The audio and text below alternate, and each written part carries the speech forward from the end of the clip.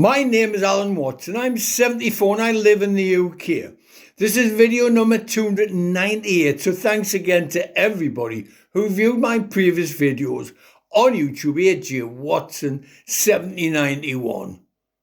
Too little too late means you are blaming someone for not doing enough to prevent a problem from happening and only then taking action after the problem has become too bad. I've called this one Too Little, Too Late.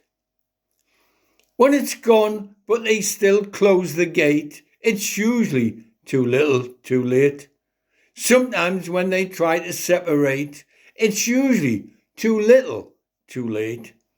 When pledges and promises are late, it's usually too little, too late.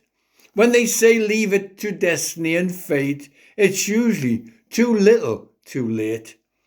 If they tell you this is the going rate, it's usually too little, too late. If they refuse and want to negotiate, it's usually too little, too late. When they say we might compensate, it's usually too little, too late. If they say it's better to segregate, it's usually too little, too late. If they tell you it's the going great, it's usually too little, too late.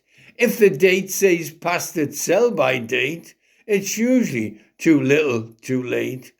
When the flowers arrive too late, it's usually too little, too late.